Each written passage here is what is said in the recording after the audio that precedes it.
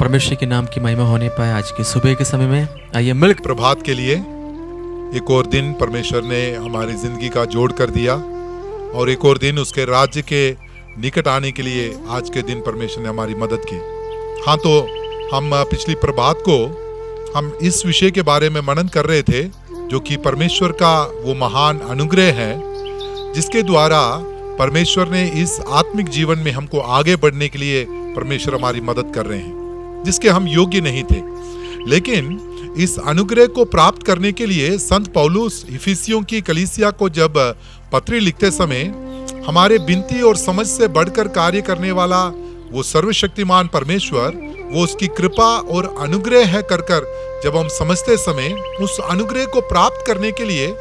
कुछ शर्तों को उसके ऊपर संत पौलुस बताते हैं। जैसे उसी इफिसियों की पत्री उसका 3 अध्याय उसकी 16वीं आयत में जब हम पढ़ते समय वहां पर इस प्रकार से लिखा है कि वे अपनी महिमा के धन के अनुसार तुम्हें ये दान दे कि तुम उसके आत्मा से अपने भीतरी मनुष्यों में सामर्थ पाकर बलवंत होते जाओ। उसके उस महान अनुग्रह को प्राप्त करने के लिए हमारे इस बाहरी मनुष्यों में हम जितना भी सामर्थी हो जाएं, उस अनुग्रह को प्राप्त करने के लिए हम योग्य नहीं बन सकते। बाहरी मनुष्य को जब हम सामर्थ्य बना रहे हैं तो बाहरी रूप से कुछ कार्यों को करने के लिए ही हम सक्षम हो सकते हैं। जैसे इस संसार में कुछ बातों को हमें दौड़ धूप कर प्राप्त कर लिया, जैसे हमने मजदूरी कर ली या किसी प्रकार के कार्य कर लिए, जो हमारे अंदर हुनर परमेश्वर ने दिया हुआ है, उस हुनर से हमने दूसरों को आकर्षित कर दिया, या कुछ पैसा कमा लिया या कुछ नाम कमा लिया। ये सब कुछ बाहरी मनुष्य के सामर्थ्य के द्वारा हम प्राप्त कर सकते हैं।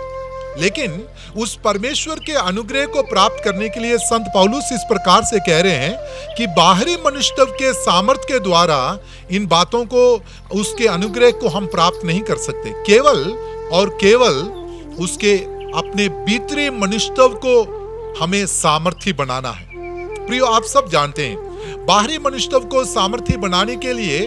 हमें हमारे मन मस्तिष्क को और भी तेज और ताजा करने के लिए हमें कुछ ज्ञान की किताबों को यदि हम पढ़ें, अर्थात अपने उस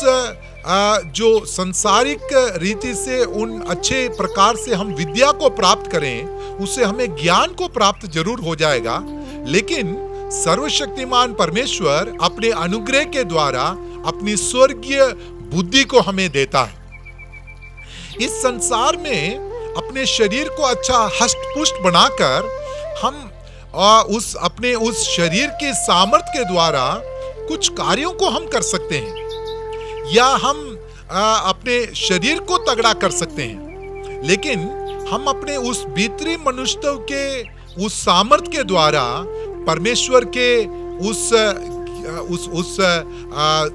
जो बुद्धि को हम प्राप्त कर सकते हैं, ताकि आज के समय को हम पहचान सकें। आज के इस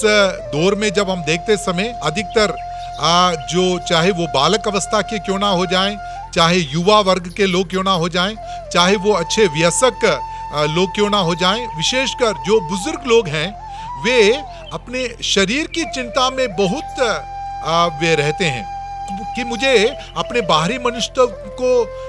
तगड़ा करने के लिए, बाहरी मनुष्य को संभालने के लिए मुझे क्या करना चाहिए। इसलिए बहुत सारे चिकित्सकों का वो सहारा लेते हैं, बहुत सारे औषधों का वो सहारा लेते हैं, और भी बहुत सारी बातों को, जिस प्रकार से आज के दौर में हम देखते समय युवाओं को सबसे ज्यादा आकर्षित करने वाला एक केंद्र है, वो है जिम का केंद्र। वे अपना अधिकतर समय उस जिम में वो व्यतीत करते हैं। एक समय हुआ करता था वो केवल पुरुषों के लिए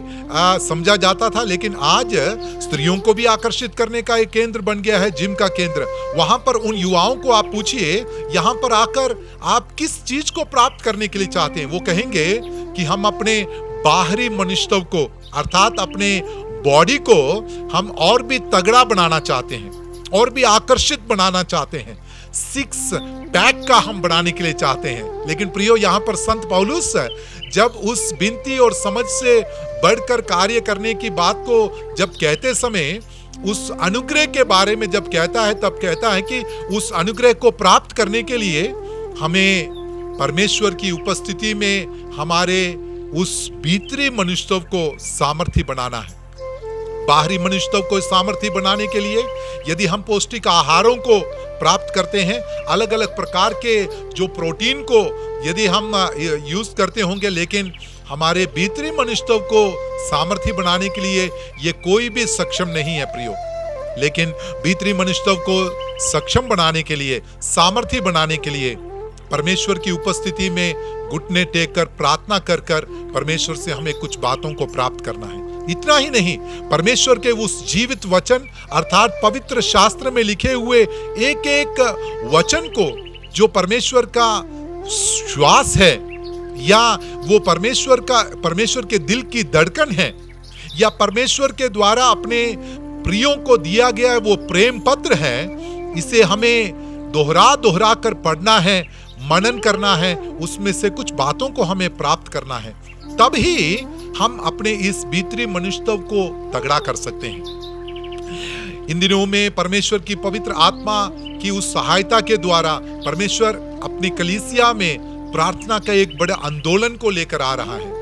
मैं और आप उस बात के गवाह हैं कि हम व्यक्तिगत रूप से प्रार्थना में आगे बढ़ रहे हैं, कलीसिया के रूप में हम प्रार्थना में आगे बढ़ रहे हैं, परिवार के रूप में हम प्रार्थना में आगे बढ़ रहे हैं, उपवास के साथ प्रार्थना किया जा रहा है। पवित्र शास्त्र को जब हम पढ़कर देखते समय जितने भी भक्तों ने अपने उस भीतरी मनुष्यत्व को तगड़ा करना चाहा है, उन्होंने इन बातों को करने में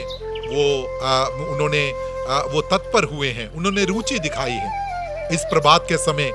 जब हम परमेश्वर की उपस्थिति में बड़े शांत होते हुए मनन करते समय मेरी और आपकी प्रार्थना परमेश्वर की उपस्थिति में यही हो जाए। परमेश्वर, जबकि हम आपके धन्यवादी हैं उस अनुग्रह के लिए, लेकिन उस अनुग्रह को प्राप्त करने के लिए जो शर्त आपने हमारे सामने रखी है, विशेषकर उस भीतरी मनुष्यत्व को सामर्थ्य बनाने के लिए, आपकी आत्मा के द्वारा सामर्थ्य बनाने के लिए आप मुझे योग्य बना लीजिए, ये मेरी और आपकी प्रार्थना हो जाए। यदि हम इस प्रकार से प्रार्थना करेंगे तो इस प्रभात के समय हम परमेश्वर के चरणों में उस पर भरोसा करते हुए हम कह सकते हैं, हाँ परमेश्वर, मेरा भीतरी मनुष्यत्व और भी आप सामर्थ्य बना लीजिए। मैं भीतरी मनुष्यत्व में बहुत ही कमजोर हूँ। कौन से क्षेत्र में हम कमजोर हैं, परमेश्वर के सामने हम अंगीकार करें। यदि हम इस प्रकार के अंगीकार परमेश्वर की उपस्थिति में करेंगे और हम उसको अनुमति देंगे कि परमेश्वर मेरे जीवन के उस क्षेत्र में आप स्पर्श कर लीजिए ताकि मैं और भी सामर्थ्य हो जाऊं, जरूर परमेश्वर का अनुग्रह हमारे लिए काफी होगा। आइए हम परमेश्वर की उपस्थिति में प्रार्थना करें। प्रेमी पिता परमेश्वर, हमारे भीतरी मनुष्यत्व को आपकी आत्मा के द्वारा सामर्थ्य बनाने का जो एक शर्त आपने हमारे सामने रखा हुआ है, हमसे इस बात की जब अपेक्षा कर रहे हैं परमेश्वर, तो उस अपेक्षा को पूरा करने के लिए अगले कदम में आगे की ओर बढ़कर परमेश्वर और भी अपने